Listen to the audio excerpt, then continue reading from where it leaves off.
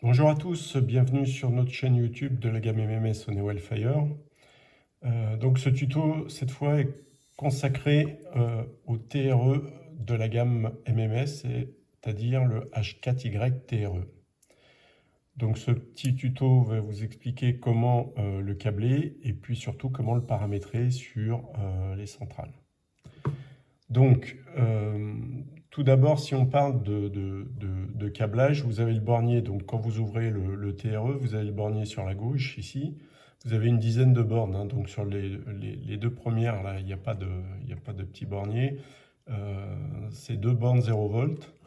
Ensuite, vous avez ici trois sorties RS485, trois sorties paramétrables. Pour une configuration en étoile des TRE. Et puis les deux derniers là, c'est de l'alimentation, donc plus, moins. Donc là, on s'est raccordé sur la H4YA.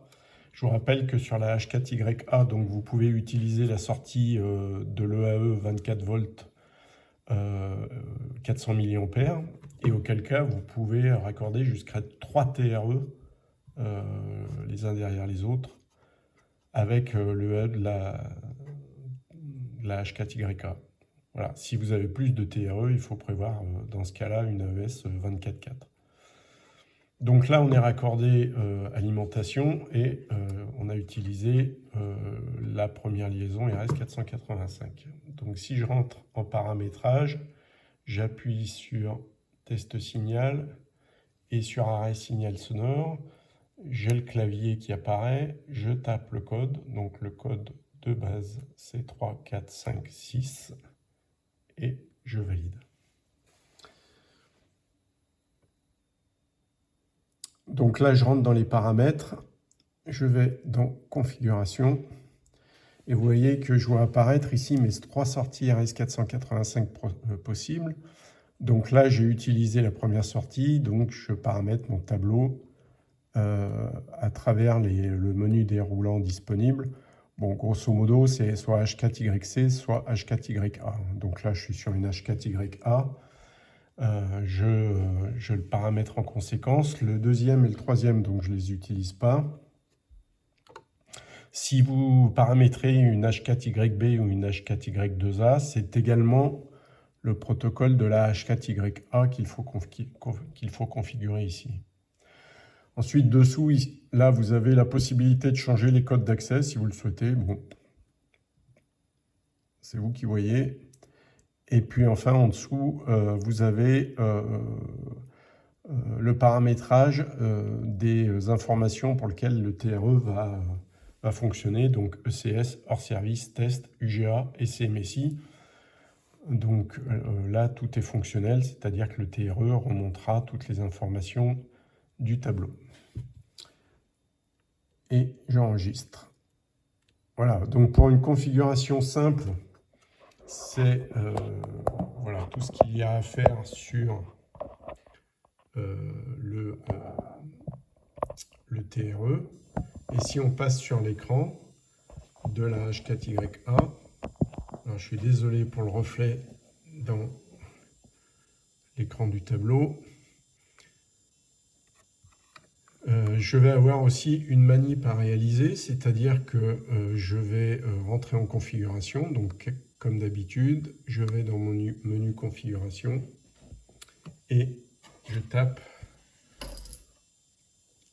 mon code d'accès niveau 3 qui est le 0, 1, 2, 3. Je valide. Voilà, et là je vais me rendre dans la partie ECS, comme j'aurais pu me rendre dans la partie CMSI. Et là j'ai en l'occurrence modifié des libellés de points. Voilà. Et j'ai également modifié des libellés de zone. Voilà. Donc ces libellés, je pourrais aussi les modifier sur la partie CMSI. Dans tous les cas de figure, voilà, j'ai modifié des informations dans le tableau et je vais devoir désormais les transférer au TRE pour qu'il les prenne en compte. Donc pour les transférer, il suffit d'aller sur la partie libellé Et là, vous lancez le transfert des informations de la H4Y vers le TRE. Alors, ça prend plusieurs minutes. Vous allez voir que vous avez une barre de défilement là, qui va démarrer et qui va commencer à télécharger les libellés que j'ai programmés en direction du TRE. Donc, vous laissez faire, ça peut prendre une dizaine de minutes, c'est un peu long.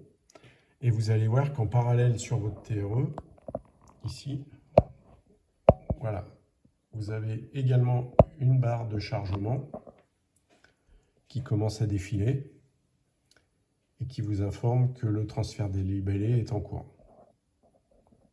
D'accord? Si je retourne sur mon tableau, vous allez voir que j'ai également ma barre de transfert qui commence à charger. Voilà, donc opération importante, si vous ne le faites pas, les libellés vont rester dans le tableau mais ne partiront pas vers le TRE. Donc il faut bien que les libellés soient synchronisés sur le tableau et sur le TRE. Donc opération importante. Et une fois que vous l'avez lancé, voilà, il y en a à peu près pour une dizaine de minutes. Et votre H4YA va envoyer tous les libellés que vous avez paramétrés ou modifiés au TRE. Et ensuite, vous aurez absolument les mêmes informations des deux côtés. Voilà en ce qui concerne le paramétrage du TRE. Donc vous voyez, c'est relativement simple aussi. Et pensez bien à cette histoire de transfert pour que ça fonctionne correctement. Je vous remercie. À très bientôt. Au revoir.